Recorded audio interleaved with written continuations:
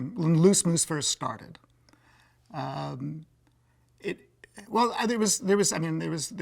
Keith and Mel asked a number of Keith's former students to be the beginnings of it. And then Keith started to introduce more people from his classes, which was sort of the second wave of students. We started by doing weekly performances at the Pump House Theatre on Sunday nights, because the theatre was always available on Sunday nights. At the beginning, we did a one-act play, usually, and then followed by an improvisation section. But I think what people really sort of focused on was the improvisation work, not so much that we were doing, a Chekhov one-act or one of Keith's one-act plays. I think the improvisation was what really got people's attention, just because there was nothing else like it, not in Calgary and not really anywhere. And then eventually, when Keith started developing Theatresports, that became the evening. The evening was Theatresports entirely. And that's also when the company started to expand, because with Theatresports you could have more performers. You needed more teams. So we grew fairly quickly. I think we started doing Theatresports probably early in 1978, and over a period of 5 or 6 weeks, the theaters started to fill up. I mean, I think we probably had a capacity of maybe 80 seats, but going from whatever it was, 20, 30 people, to suddenly being full. And then it just imploded. The format didn't work as well as I think Keith hoped. And I remember Keith saying, okay, we're going to be done with Theatresports. I'm going to take it off and I'm going to rethink it. And this was the original version of Theatresports, which was if you could catch the other team blocking, I think twice or maybe 3 times, then your team would take the stage. Well, we just became experts at not blocking, but it didn't make the work really good. And I think Keith really recognized that early on and realized that there was a flaw in the format. And so took it off, and then I think we came back with it later in the spring with the new rules, which was the warning for boring and different, I think the scoring system might have changed a little bit, and how we challenged each other changed a little bit. And that was sort of the real roots of what people know as Theatresports now.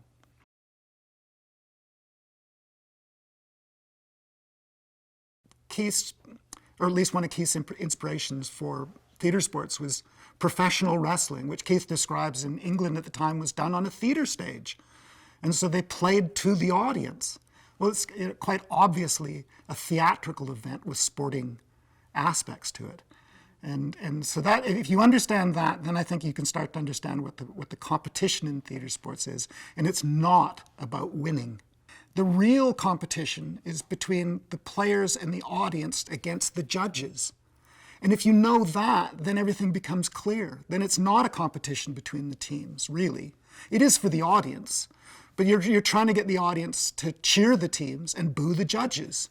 And that's why we start every Theatresports match with a traditional booing of the judges, to get the audience in the frame of mind that, yes, these are the people that are the ones that we boo. We don't boo the performers. And that the competition should never really affect the performers. I remember Keith saying after a tournament that we should just feel sorry for anybody that wants to win the tournament, which I think, again, is if you start to think about it that way, then you can understand what the competitive element is in Theatresports. That it's really just for the audience and to get the audience in that sporting sort of frame of mind. And there's really nothing like it. Any time that the audience full on boos the judges, it's like nothing else you've ever seen or felt in a theater. I remember the audience booing Tony Totino got a basket. This was when we were in the Simplex. He got a basket for graphically describing the sexual act, I think, because he was playing somebody that was, I think, a sex educator. So the judges gave him a basket for obscenity. I was in the office at the Simplex, which is a little ways away from the theater, and I heard booing coming over the intercom, and it went on and on. And so I went into the theater, and what had happened was that he protested. And so they gave him another basket, and he protested that. And they gave him a third basket and kicked him out, because 3 baskets and you're out. And the audience was in an uproar. Well, that was probably in 1980 something, and I remember it to this day as being really one of the most sort of interesting times I've ever had in a theater, just because of that dynamic. You never see that anywhere.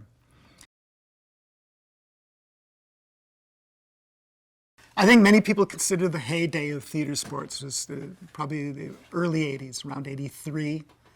It's when we were at the Simplex, which was the theater that we had up by the airport. There was this converted cattle auction that Keith and Mel somehow found. Even though it was out by the airport, it was kind of isolated because, again, we were one of the only things particularly for young people to do on a Sunday night or even on a Friday or Saturday. It became popular fairly quickly. So Theatresports became very popular. And also we had set teams for a while. Even from the Pump House days, we had set teams like the Moose, the Moosettes. And audience members identified with those teams and came specifically to see their favorite team. And also because they were teams, these were groups of people that were friends. And they would go to movies during the week, or they would socialize. They were constantly, in their social interactions, they were constantly talking about what they were going to do. What kind of things can we try? What kind of challenges we can come up with? And just the fact that you work together with the same people for a long period of time, that familiarity and being comfortable with each other, I think quite often made for very good work. It also made it very competitive. And this became a huge problem. Winning became a thing. And we'd have in-house tournaments, and sometimes we'd have intercity tournaments, but when those tournaments came around, people became very, very competitive. The set teams became more of a problem than they really were worth. And I remember at some point, and I think this was after the Players Association, all that, Keith said, because Keith had kind of backed away, and Keith said, I'll come back. But one of the things that he wanted was no more set teams, that we would just pick up teams on the night.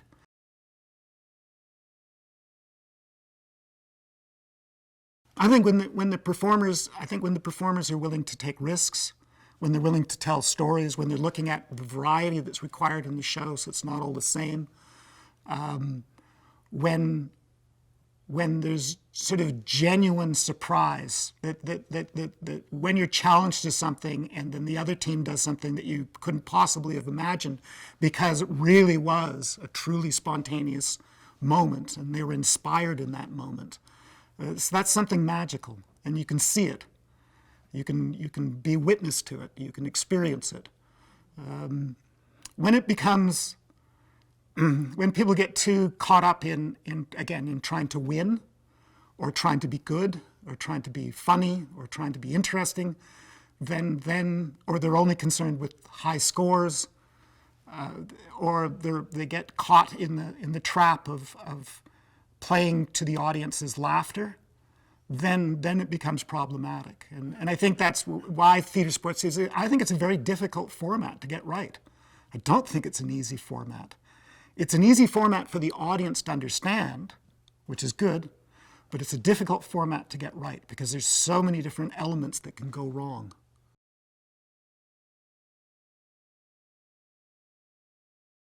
You have to find ways for the performers to become fearless.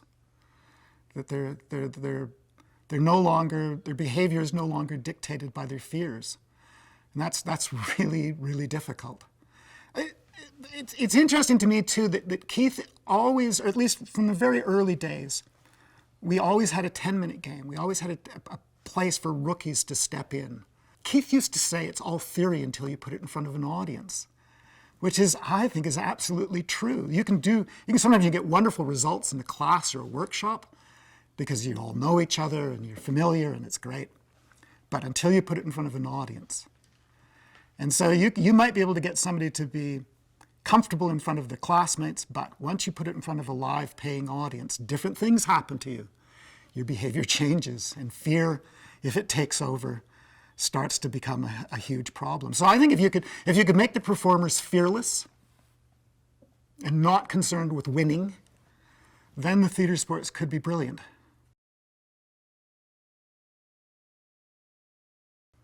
And I remember, again, Keith saying at some point, somebody asked him who the best improviser was. And Keith's answer was the person that everybody wants to play with, which I think is wonderful. And so if you were constantly being asked to be on teams, you kind of knew you were doing okay. You're in good state. And certainly for those people that came in during that time, the idea of that you knew you'd arrived because you were asked to play the second half, and then being consistently asked to play the second half, and then that one day that you were the person that was chosen to be captain. So there became this sort of step system. And I didn't even, at the time, I didn't realize it was happening, or it was happening as significantly as it was being felt by those people that came in at that time. But it really meant something to them. The failure aspect, and we really see it now in maestro impro, and because there's no horn for boring, but quite often what happens is the scene will end, the lights go down, the lights come up, and you can see players look defeated because maybe they know they haven't done a good, and we always tell them, you just inform the audience to give you one less point. But if the lights came up and you looked cheerful and positive and were smiling and you were graceful, then the audience is very much going to like you anyways. And they might still not give you a high score, but they're not going to feel bad for you. They're not going to feel sorry for you, which is the worst thing I think you can have an audience. You don't want an audience to feel sorry for you. So don't give them signals that say that. So in theater sports, I've seen teams horn themselves, which I thought was great. Just go over because the judges aren't doing it. I'll horn. We know the scene is bad.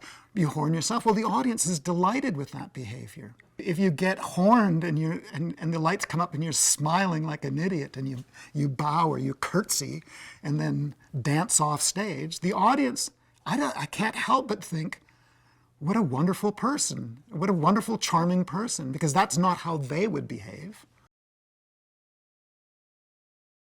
In the early days, if we didn't feel the performance was up to our standards, or if we didn't feel that it was up to the audience's standards, then we would say to the audience, you go to the box office as you're leaving, and we'll return your money to you.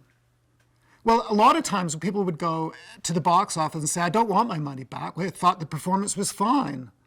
And the fact that we were only charging them $1 may have had something to do with it, but $1 in 1977 in Canada meant something. But it was a way of, I think, first of all, it was a way for us to realize that there's a difference between the audience appreciating something and us knowing whether we did good work or not. And we still talk about that today. If we're giving notes, we'll say, yeah, the audience was really rewarding you tonight, but we can't truly say we did good work.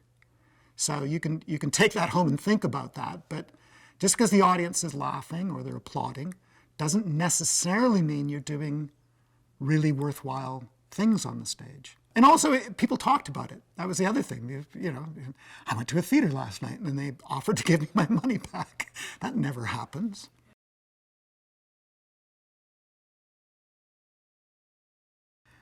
When we first started playing theater sports, we never thought that it would go anywhere outside of Calgary. But then we had our first tournament against Vancouver.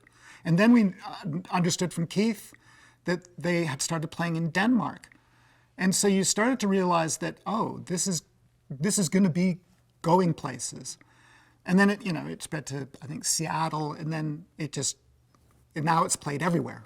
The fact that it's being played everywhere is amazing, and it really speaks to that format and how it seems to get an audience wherever it goes. And I think it's because of the simplicity of the format and the sporting element and all of that, and it's easy to understand. But the problem with it is that people don't play it the way Keith intended it.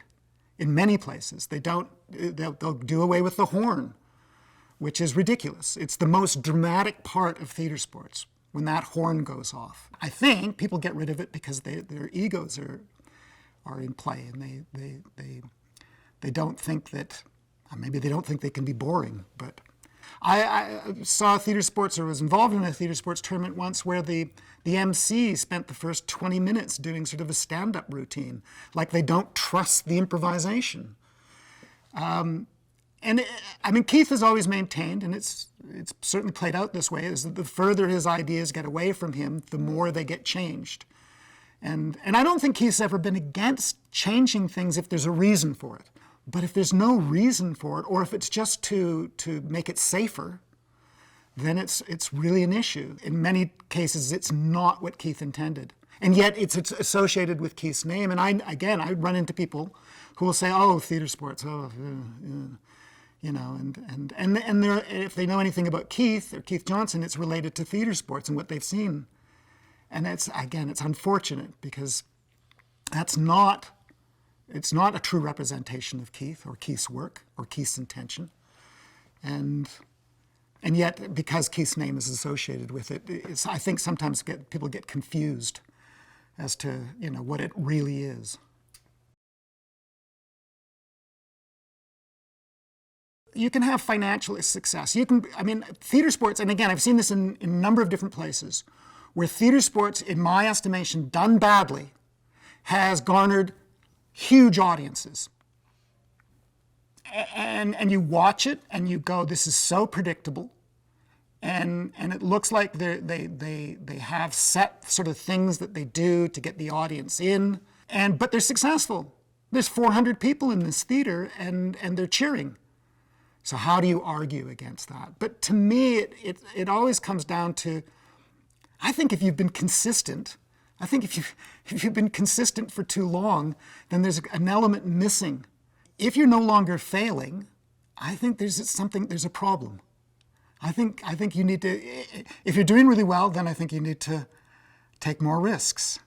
But what happens is that people become complacent, and I understand that. I'm being the artistic director of a theater, trying to struggle financially in a world that doesn't necessarily appreciate the kind of work you're doing in terms of grants and all of that.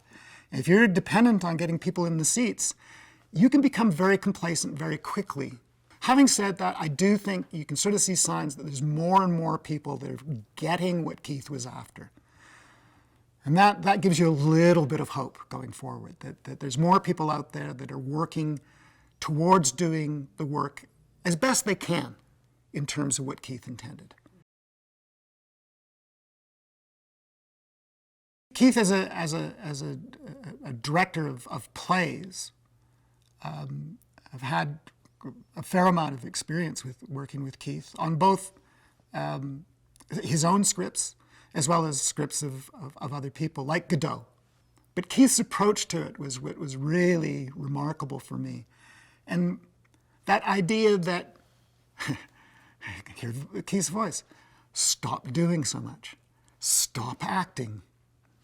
Earlier than Godot, doing, I think, Moby Dick. Keith Johnstone's play, Moby Dick, a one-act play. And so this would be one of the plays that we'd put up before the improvisation shows.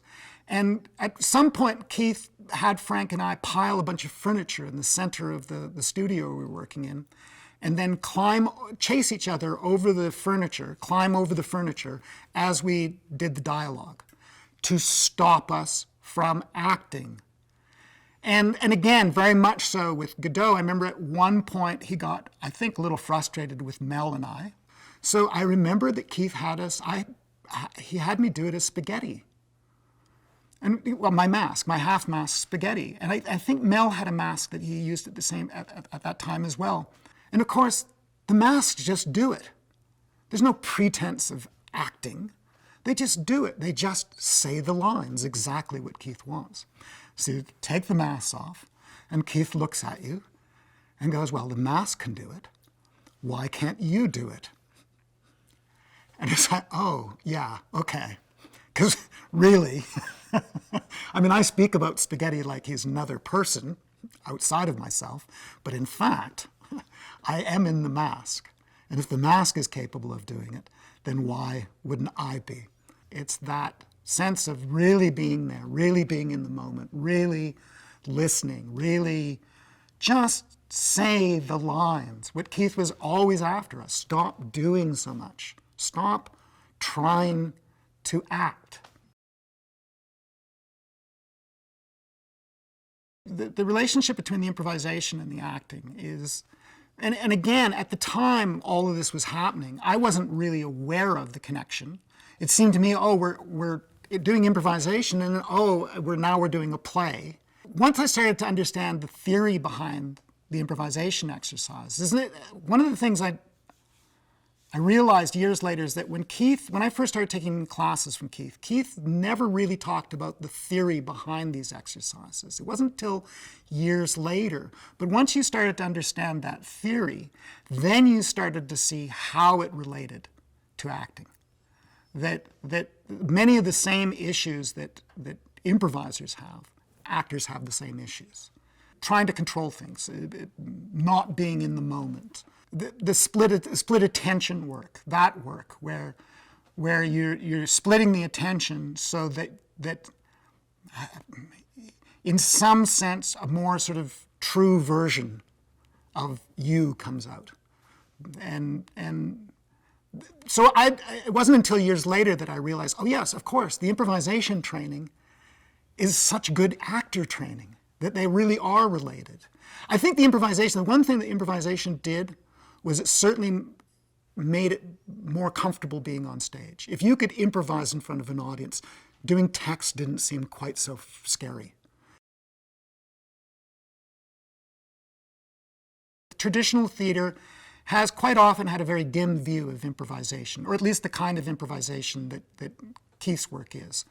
Many actors I've talked to, they've had bad experiences doing improvisation, because quite often it's high school where the funny boys get the attention, and it's usually boys. So they've had bad experiences with improvisation, but now they could see it in a different context. That improvisation could be something that they didn't need to be afraid of and that they could actually enjoy doing, but also had these wonderful elements that were directly relatable to the theater work that they were doing.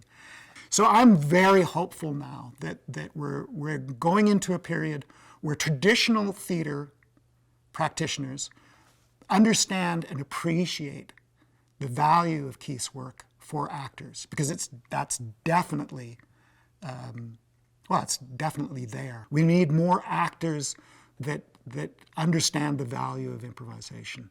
So that's the exciting stuff that's going on, and again, all because of Keith. Here comes the man. Were your ears burning? Oh.